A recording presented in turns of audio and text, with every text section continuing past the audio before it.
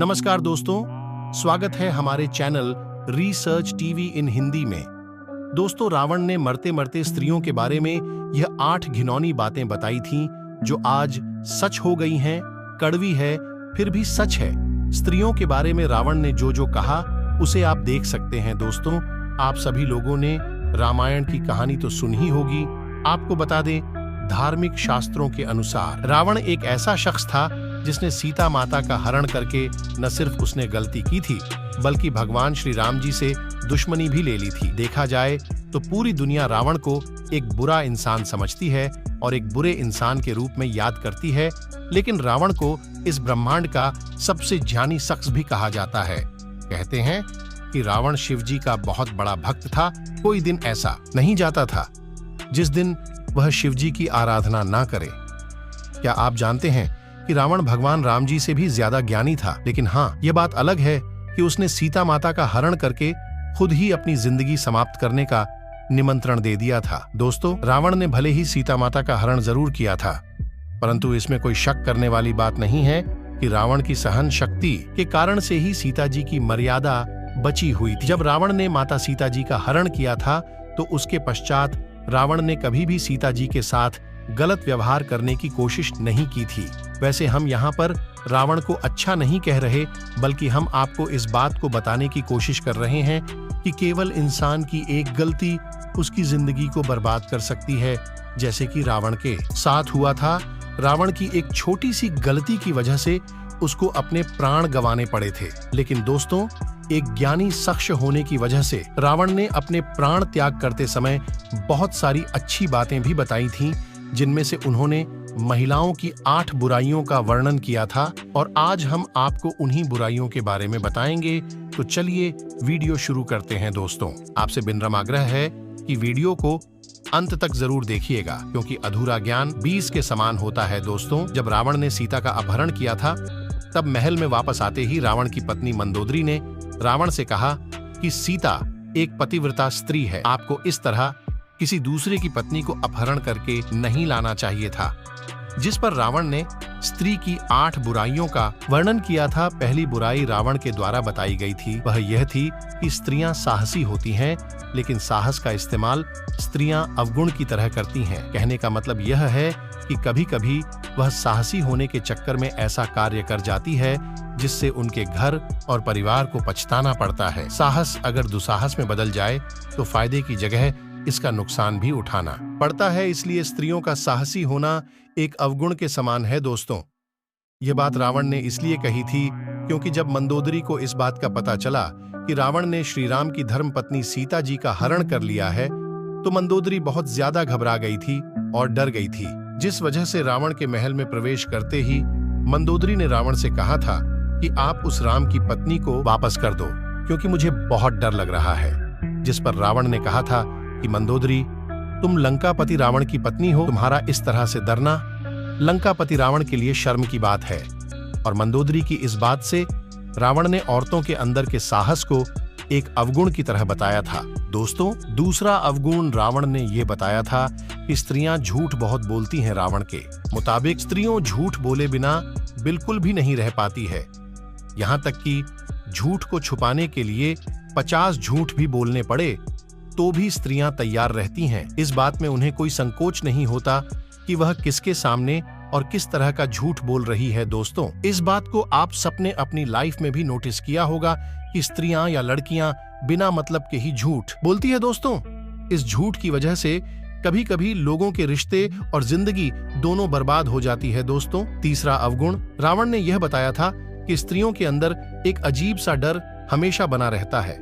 वैसे तो स्त्रियां निडर और साहसी होती हैं, लेकिन उनमें एक डर की भावना भी होती है, और स्त्रियां अपने इस भय से बचने के लिए किसी भी हद तक जा सकती हैं। दोस्तों, रावण के अनुसार स्त्रियां बहुत ही कोमल स्वभाव की होती हैं, जिस वजह से वह कभी कभी बिना वजह ही छोटी छोटी बातों पर डर जाती है, और अपने इस डर से बचने के लिए वह किसी भी हद तक जा सकती है। स्त्रियां इस भय से बचने के लिए कभी कभी वह काम करने को तैयार हो जाती हैं, जो काम उन्हें कभी जीवन में नहीं करना चाहिए। और इस भय से बचने के लिए स्त्रियां कभी कभी ऐसी मुसीबत में फंस जाती हैं जहां से निकलना बहुत मुश्किल होता है, और बाद में उन्हें इस गलती का पछतावा भी होता है और इन सब की वजह से इन स्त्रियों के साथ साथ उनके सगे संबंधियों को भी इस गलती का हर्जाना भुगतना पड़ता है दोस्तों। चौथा अवगुण, रावण ने यह बताया था कि स्त्रियां बहुत ही मतलबी होती हैं और अपना मतलब निकलवाने के लिए स्त्रियां किसी भी हद तक जा सकती हैं, फिर चाहे उन्हें किसी को धोखा देना पड़े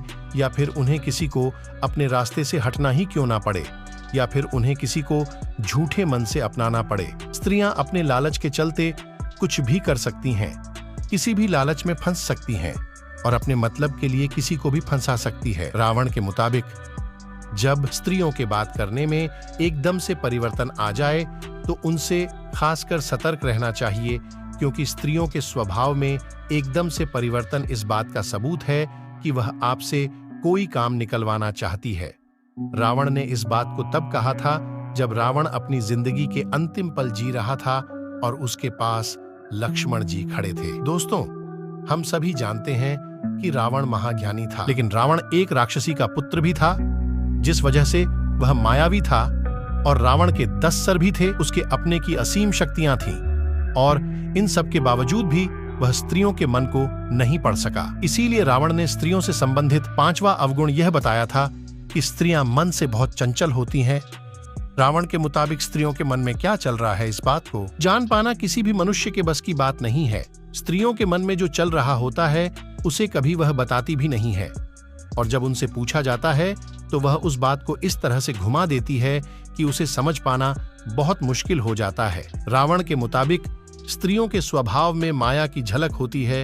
अपने चंचल स्वभाव से स्त्रियों केवल आंखों आंखों में किसी का भी मन मोह सकती है और उन्हें अपने हिसाब से कठपुतली की तरह घुमा सकती है। रावण ने इस बात का वर्णन अपने शास्त्रों में भी किया है।